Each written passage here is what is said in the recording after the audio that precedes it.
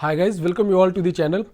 आज आपके लिए एक बहुत ही इंपॉर्टेंट जजमेंट लेके आया हूँ। जो हस्बैंड्स होते हैं मेंटेनेंस के केस में मेंटेनेंस से बचने के लिए बहुत सारे ऐसे स्टेप्स ले लेते हैं जो कि उनके फेवर में हो, बट होता ये है कि जो स्टेप्स लेते हैं वो काफ़ी बार ये देखा जाता है कि वो उनके फेवर में नहीं आके उनके अगेंस्ट चला जाता है। वो उनका कोई हेल्प नहीं करता, इनफैक्ट उनके लिए प्रॉब्लम खड़ा हो जाता है। तो इसके लिए जो कोई भी स्टेप ले, जो कोई भी आप अपने केस में स्टेप्स ले रहे हैं या लेने का प्लान कर रहे हैं, उससे विदाउट लीगल ओपिनियन, विदाउट किसी लॉयर के सजेशन के आप नहीं ले, बिकॉज आपको उसमें प्रॉब्लम हो सकता है, आपके लिए प्रॉब्लम क्रिएट हो सकता है।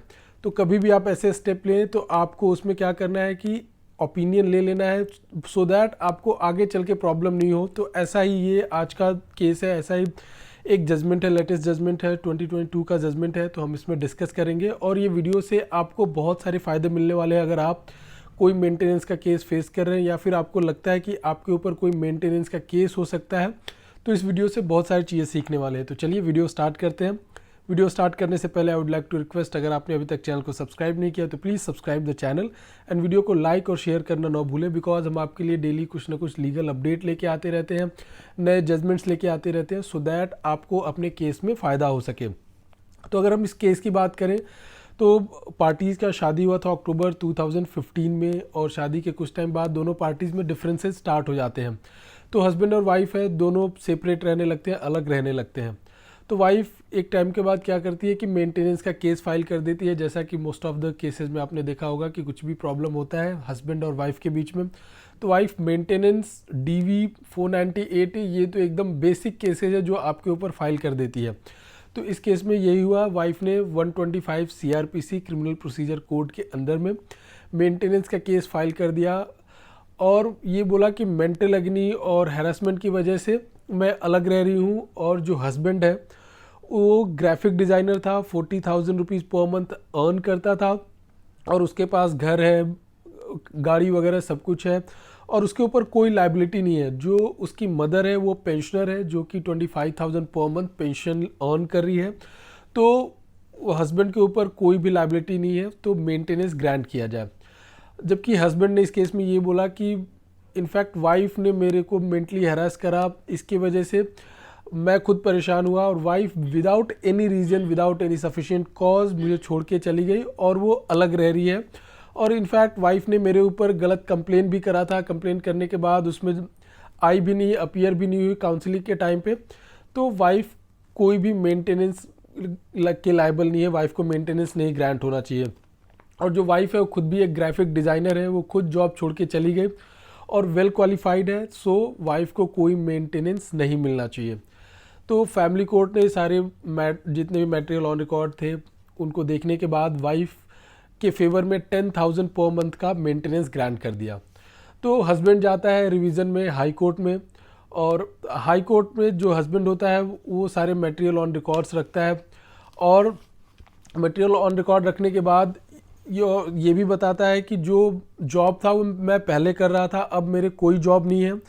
30,000 की सैलरी थी और वाइफ खुद से घर छोड़ के चली गई, तो वो 125 CRPC के अंडर में मेंटेनेंस की लाइबल नहीं है। 125 क्लॉज 4 के अंडर में वो आएगी, वो मेंटेनेंस नहीं मिलना चाहिए। तो जो वाइफ के एडवोकेट होते हैं वो देखते हैं चीज़ों को और ये कोर्ट के सामने प्रेजेंट करते हैं कि हस्बैंड ये बोल रहा है कि उसका कोई अर्निंग नहीं है, कुछ भी नहीं कमा रहा, बट उसके एक्सपेंसेस 32,000 है। देखिए बहुत सारे मैंने वीडियोस में ये बोला है कि आपके जो भी एक्सपेंसेस है उसको ठीक से दिखाए, उसको एग्जैजरेट नहीं करे, यानी बढ़ा चढ़ा के नहीं दिखाए। हस्बैंड ये भी सजेस्ट करते हैं मेंटेनेंस के केस में कि वकील साहब इतना दिखाइए और ये ऐड कर दीजिए, जबकि मैं वीडियो में प्रैक्टिकल जो चीज़ें होती है, जो केसेस हैंडल कर रहा हूँ, उसमें भी ये मैं सजेस्ट करता हूँ कि आप अपना जो एक्सपेंसेस है वही दिखाए। थोड़ा बहुत इधर उधर चलो ठीक है चल जाता है, बट आप एकदम एग्जेजरेट करके दिखा रहे हो तो आपके लिए प्रॉब्लम क्रिएट कर सकता है। तो इसमें भी यही हुआ, जो अपोजिट पार्टी का लॉयर था उसने उसको पिन पॉइंट किया कि हस्बैंड का अर्निंग कुछ भी नहीं है, तभी भी 32,000 का उसके एक्सपेंसेस शो कर रहा है, 32,000 के एक्सपेंसेज हैं। और जो उसकी मदर है वो डिपेंडेंट नहीं है, जबकि इसने बोला है कि मदर डिपेंडेंट है। मदर 25,000 पर मंथ उनको पेंशन मिल रहा है और पेंशन मिलने के बाद भी इसमें डिपेंडेंट दिखाया गया है, तो कोई ऐसा मटेरियल ऑन रिकॉर्ड नहीं है जिससे कि ये प्रूव हो सके कि वो उस हस्बैंड के ऊपर बहुत सारा लायबिलिटी है और हस्बैंड के अकाउंट में वेरियस इंटरवल पे बहुत सारे पैसे क्रेडिट हुए, अच्छा अमाउंट क्रेडिट होता रहा है और म्यूचुअल फंड से जो डिविडेंड आते हैं तो उससे भी अच्छी खासी अर्निंग है। तो हस्बैंड ने इस केस में फिर रिजॉइंडर फाइल किया कि ग्राफिक डिज़ाइनर का जो जॉब था वो पहले करता था, अब नहीं करता है, वो छूट गया है और वो अपने मैटरनल अंकल यानी अपने मामा के इधर ड्राइवर का जॉब कर रहा है। देखिए ये बिलीव करने लायक है क्या इस केस में?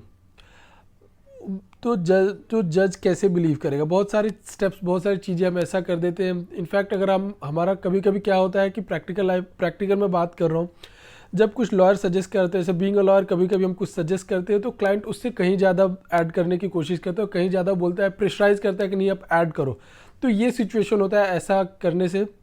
इसमें यही हुआ कि उसने ये दिखाया कि मैटरनल अंकल के इधर वो ड्राइवर का जॉब कर रहा है। जजेस इतने सारे केसेस डेली बेसिस पे सुनते हैं, डेली बेसिस पे देखते हैं, अगर हमको बिलीव नहीं हो रहा, आपको बिलीव नहीं हो रहा, तो ये जज कैसे बिलीव करेगा? जज ये कैसे चीज़ मानेगा?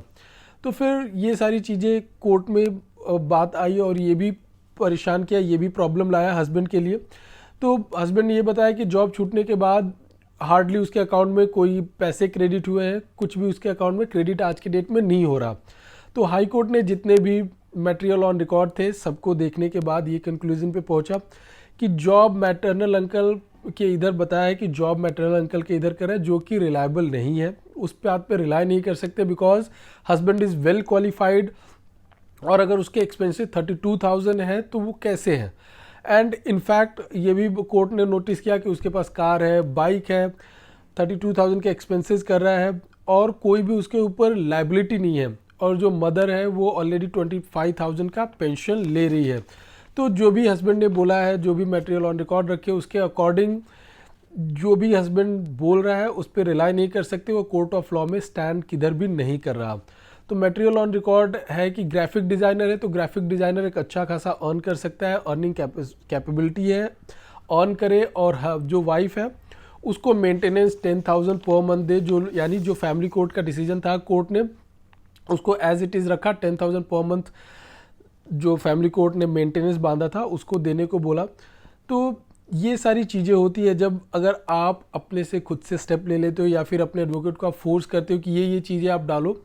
देखो बहुत सारे स्टेप्स हम ऐसे ले लेते हैं जिसके वजह से हमको हमारे केस में प्रॉब्लम क्रिएट होता है और हमारा केस, और अल्टीमेटली क्या होता है, अगर सपोज मैं सही भी हूँ तो भी ओवर स्टेप्स जो होता है, जो आप ज़्यादा स्टेप्स ले लेते हैं और विदाउट प्रॉपर कंसल्टेशन, तो ऐसे सारे सिचुएशंस प्रॉब्लम्स क्रिएट होते हैं आपके केस में। और अगर केस की बात करूँ तो संदीप वालिया वर्सेस मोनिका उप्पल का केस है, क्रिमिनल रिवीजन पिटीशन 179/2019 का दिल्ली हाई कोर्ट का जजमेंट है। ये जजमेंट का लिंक मैं आपको डिस्क्रिप्शन बॉक्स में भी दे दूंगा। तो आई होप ये वीडियो आपको समझ में आया होगा। इस वीडियो से रिलेटेड अगर कोई भी डाउट है तो आप कमेंट सेक्शन में पूछ सकते हैं। Thank you.